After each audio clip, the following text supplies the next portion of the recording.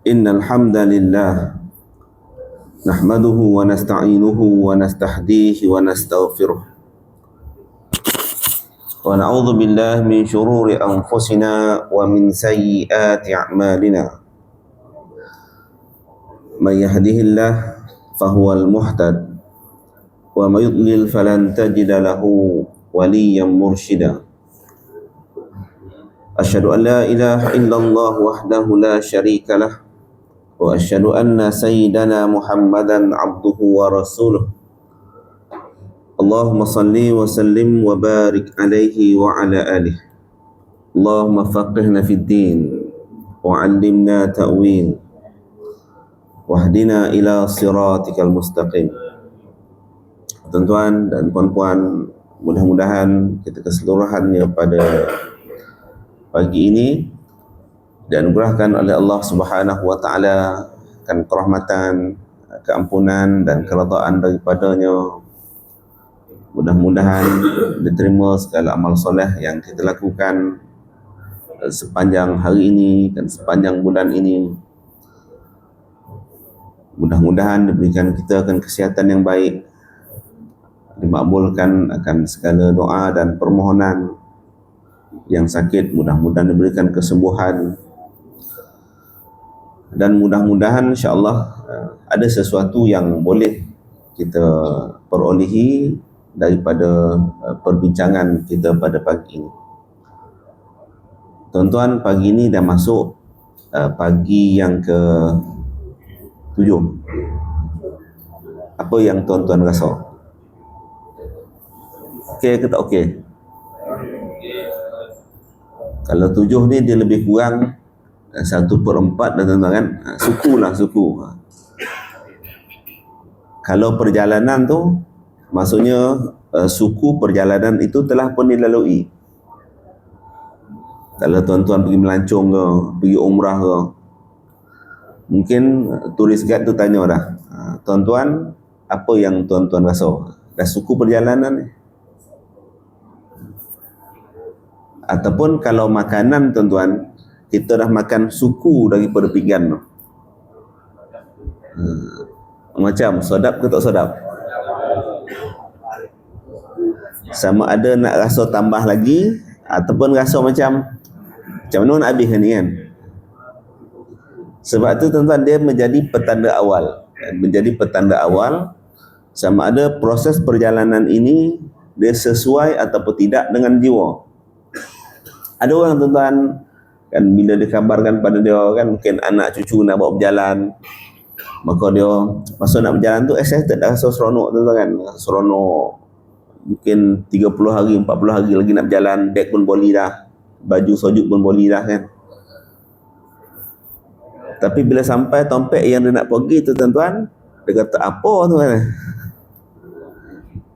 Maksudnya tak kono lah dengan jiwa kan. Orang yang suka shopping, orang yang suka memboli bola, kalau dibawa dia bercuti ke Fraser Hill, tu dia kata apa tu kan? Apa pun tak ada. Sebab tak kono dengan jiwa lah kan. Ada satu hikmah, tuan-tuan, yang disebutkan oleh Ibnu Athaillah As-Sakandari. Saya kira, tuan-tuan, kitab Ibnu Athaillah As-Sakandari ni, kitab hikam ni antara kitab yang banyak dibaca dan di surah-surah dan masjid-masjid kita. Apa kata Ibnu Athaillah As-Sakandari? Dia kata antara tanda-tanda awal, dia kata barang siapa man wajada samaratil qabul, saya lupa dia punya matan tu. Dia kata barang siapa yang mendapati hasil awal, maka menunjukkan bahawa penerimaan pada peringkat akhir. Man wajada samarati ajilan dalilun ala qabuli ajilan. Barang siapa yang dapat hasil pertama tu, maka menunjukkan bahawa apa yang dilakukan tadi telah diterima. Macam mana nak sebut tu tuan-tuan? Dan Ibnu Athaillah Sakandari ni dia kan banyak menukilkan kalam-kalam hikmah. Ramailah tuan-tuan yang mensyarahkan dia punya kalam tu. Antara yang mensyarahkan kalam hikmah Ibnu Athaillah Sakandari kan seorang ulama namanya Ibnu Abbad Ar-Rundi. Ini pun antara banyak yang dibaca. Ibnu Abbad Ar-Rundi dia mengatakan bahawa antara samarah amal, antara tanda awal amal kita diterima adalah orang tadi merasa kelazatan dalam beramal. Nak sampai ke situ tadi itulah. Bukan kata tuan Ramadan ni kita tunggu lama dah. Masuk bulan Rajab, maka imam-imam kita pun mula dah baca doa, Allahumma barik lana fi Rajabin wa Sya'bana wa ballighna Ramadan. Dia kata tuan, ya Allah berkatilah kami dalam bulan Rajab, berkatilah kami dalam bulan Sya'ban, dan sampaikan kami kepada Ramadan. Berapa lama tunggu tuan-tuan? 60 hari. Tunggu 60 hari ni. Tunggu punya lama tuan-tuan kan. Akhirnya sampai. Dah sampai ni, maka soalan pertamanya, apa yang kita rasa? Kalau hidangan tadi tuan-tuan dihidangkan pada kita, kan kalau orang kata sesuap, mungkin baru nak rasa. Kalau 2 suap, mungkin baru nak rasa. Tapi suku pinggan ni tuan-tuan. Suku pinggan ni chef dia pun keluar. Dia keluar, dia pun tanya, Khairul Amin lah tuan-tuan kan. Keluarlah Khairul Amin tadi kan. Dia pun tanya, tuan, apa macam masakan saya? Kalau jawapan kita tuan-tuan, entahlah, boleh merasa lagi lah. Ataupun kita rasa sedap ni, boleh tambah lagi tak? Dia kan berbeza tuan-tuan. Dia sama macam orang masuk hari ke-7, bila ditanya, dia kata soda tak soda, hari ke-7 dah kita. Kan lain bunyi itu. Ada orang tuan-tuan dia kata baru hari ke-7. Kan lain, dia sama dua-dua 7 hari. Yang pertama dia kata soda tak soda 7 hari dah kita. Maksudnya best dia duduk sini ni. Seronok duduk sini ni. Tak soda perjalanan masa tu. Sebab itu tuan-tuan dia sampai peringkat kan, kalau kan ustaz-ustaz biasa cerita tuan-tuan kan, salafun salih kan, para sahabat, ada yang mereka nak menjadikan seolah-olah Ramadan itu adalah sepanjang tahun. Orang suka tempat salju, orang suka pemandangan, dia pun pergi berjalan ke Cameron Highland. Dia kata apa tuan-tuan? Kalau dapat beli rumah kat sini akan best. Maksudnya apa? Nak menetap kat situ tu. Jadi baru kita faham sebab apa sebahagian daripada salafun salih menyebutkan kalaulah Ramadan ini sepanjang tahun kan best. Maksudnya tuan-tuan nak menetap lama dalam Ramadan tu. Jadi peringkat awal ini, perkara pertama yang saya nak bincang pada tuan-tuan pagi ini adalah apa yang kita rasa. Firman Allah Subhanahu wa taala dalam Quran, Allah Subhanahu wa taala menyebutkan wa liman khafa maqama rabbih jannatan. Bagi orang yang takut akan kedudukan Tuhan, maka dia akan dapat 2 syurga. Maka sebagian para ulama mengatakan syurga pertama itu adalah syurga dunia. Apa dia? Syurga merasa kelazatan dalam beramal. Maksudnya rasa syok tadi lah, rasa syok, rasa seronok, rasa best. Nak rasa kalau boleh Ramadan ni janganlah 30 hari ya. Kalau boleh biarlah 60 hari, 70 hari. Ada tuan-tuan bercerita-cerita macam tu? Kau belum lagi tuan-tuan? Kau dah mula cari lagu raya kat YouTube dah tuan-tuan? Sebab itu kan dia berbalik pada rasa ni tuan, dia bukan benda yang boleh dipaksa-paksa kan? Dia bukan benda yang boleh dipaksa-paksa. Dia rasa tu je datang sendiri, syok tu datang sendiri. Tapi kalau orang orang putih kata tuan, follow the flow. Ikutlah kan orang puasa, kita puasa. Orang raya, kita raya. Orang buka, kita buka. Jadi bagi dia sama. Kan Ramadan ke, Sya'ban ke, Syawal ke. Maka dia cuma follow the flow. Ikut aja tuan-tuan. Dia tak ada rasa dalam beramal itu. Dia orang yang rasa beramal. Sebab tu kita, bila kita baca tuan-tuan kisah-kisah para ulama tu, dia bukan hanya sekadar cerita tentang kekuatan, bukan hanya sekadar cerita tentang kesungguhan, tetapi cerita tentang rasa. Bagaimana Imam Malik rahmatullah alaih. Imam Malik bila masuk bulan Ramadan, antara benda yang Imam Malik buat, tuan-tuan, apa dia? Imam Malik bila masuk bulan Ramadan, sebab Imam Malik ni dia mengajar di Masjid Nabi. Dia tak pernah berhenti kuliah, tuan-tuan. Sepanjang hidup dia berkuliah di Masjid Nabi. Tapi dia cuma berhenti bila masuk bulan Ramadan. Imam Malik masuk bulan Ramadan berhenti kuliah. Masjid Taman Datuk makin banyak kuliah. Bukan salah, tuan-tuan. Tak nak katakan bahawa bila masuk bulan Ramadan, keasyikan dia itu pada Quran. Jadi keasyikan itu menyebabkan benda lain tu lupa dah. Kita baca kisah bagaimana Imam Syafi'i. Sebab tu saya kata dia bukan cerita pasal kekuatan fizikal semata-mata, bukan hanya sekadar kesungguhan semata-mata. Kan bila ustaz kita cerita, kan Imam Syafi'i boleh khatam dalam bulan Ramadan 60 kali khatam. Maksudnya nisbah setiap hari 2 kali khatam. Bahkan khatam itu hanya di dalam solat-solat sunat yang dilakukan. Bukan hanya sekadar kekuatan, bukan hanya sekadar boleh berdiri 20 rakaat, 40 rakaat, 60, bukan sekadar itu, tuan-tuan. Tetapi kerana rasa, kan. Orang yang apa, tuan, nak sebut macam mana? Kita bagi contoh-contoh yang positif lah, kan. Contoh orang yang suka shopping tadi lah, kan. Kalau shopping mall tu ada 40 tingkat, bagi dia 40 tingkat tu tak cukup. Pada tengok tingkat pertama, tingkat kedua, tingkat ketiga, bukan kata dia kuat, tapi dia suka. Bukan boli pun. Dia suka tengok handbag, dia suka tengok cawan, dia suka tengok pinggan, suka.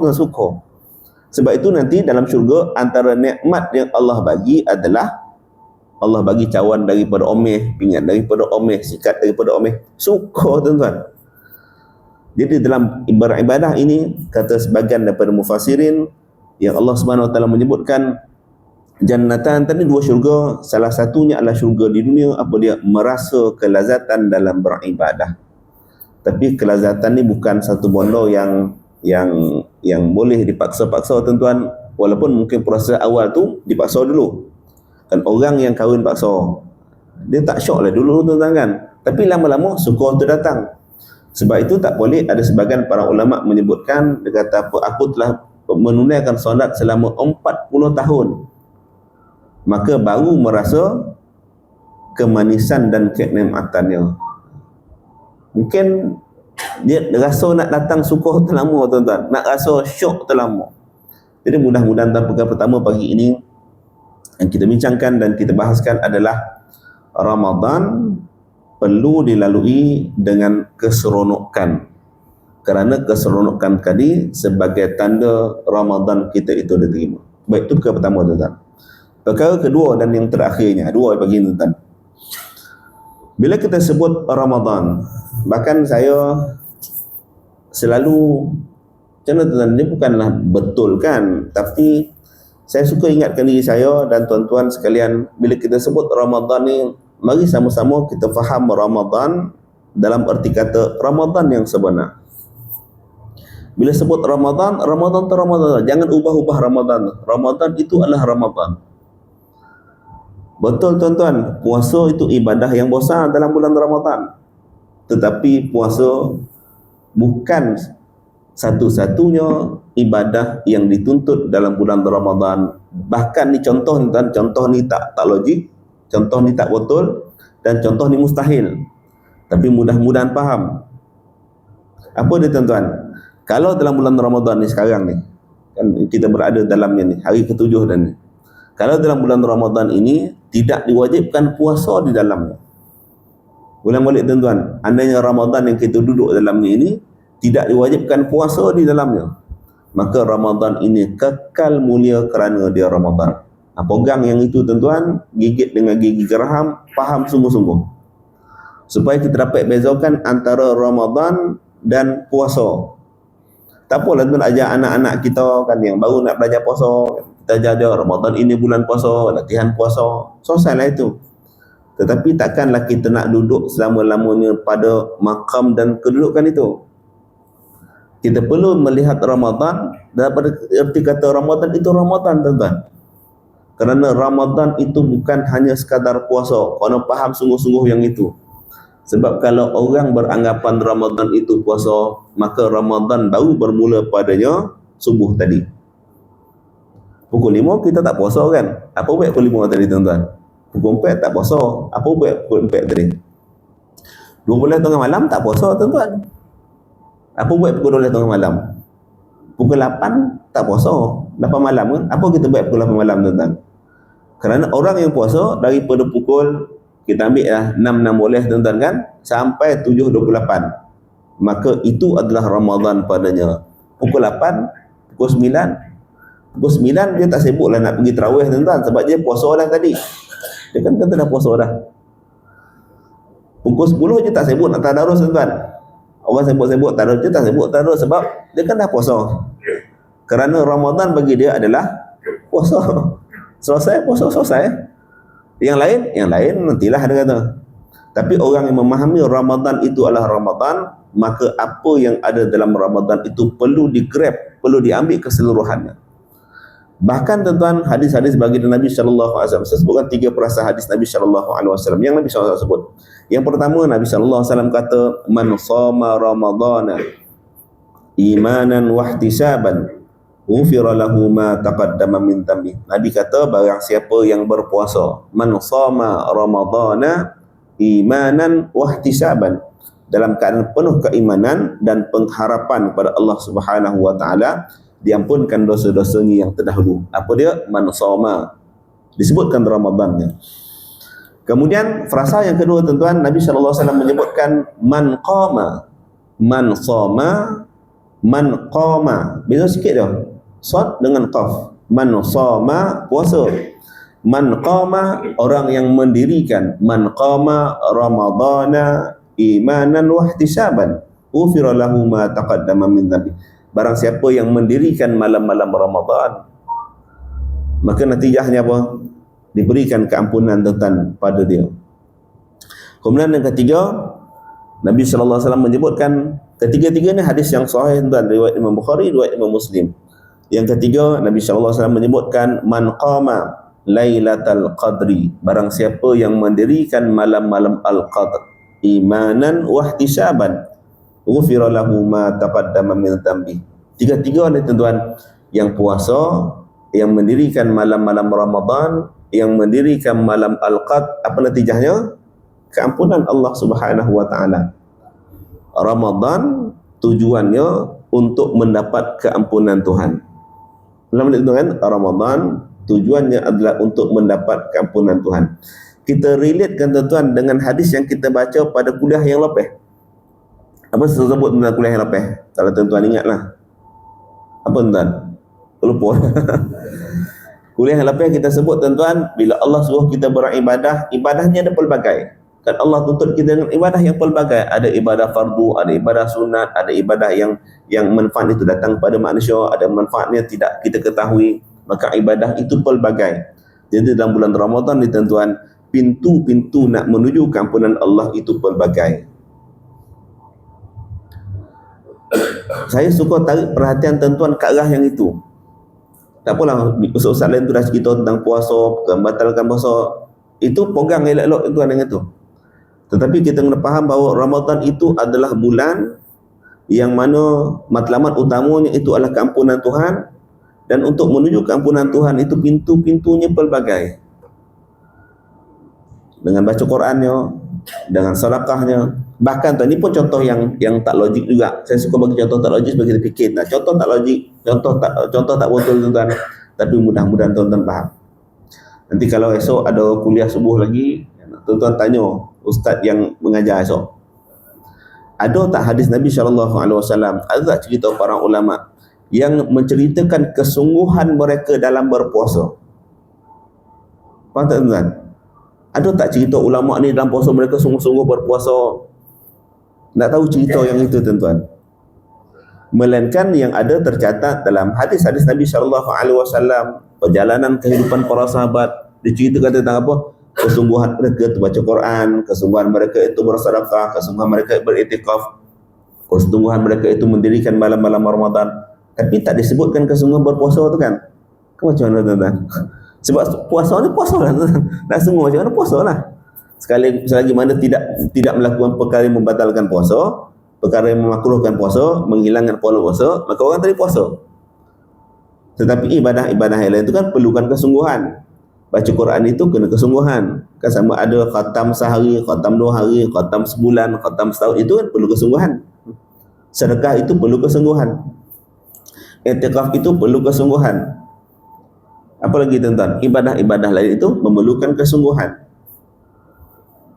Jadi nak sebutkan tuan-tuan, fokus kita itu kena mencapai, melihat kepada pelbagai ibadah yang wujud di dalam bulan Ramadan, dan kita nak ambil satu-satu tuan-tuan, jangan tinggalkan satu pun di dalamnya, kerana peluang itu tidak datang selalu.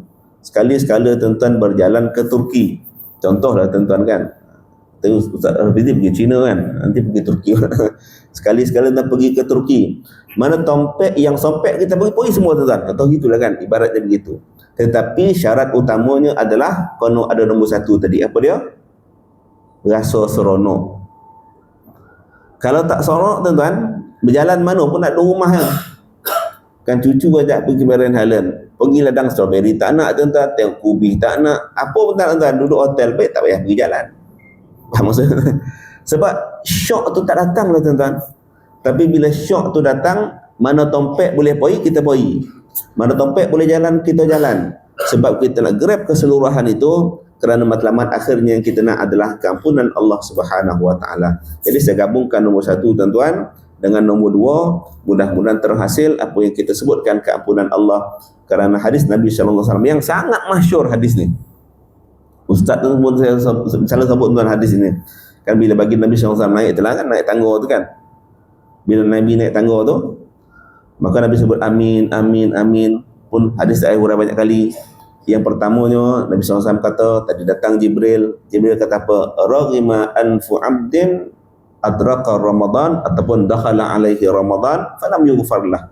Nabi kata sangat malang, sangat celaka, sangat rugi siapa dia? Orang yang sempat berada dalam bulan Ramadan tetapi tidak mendapat keampunan Allah Subhanahu Wa Taala.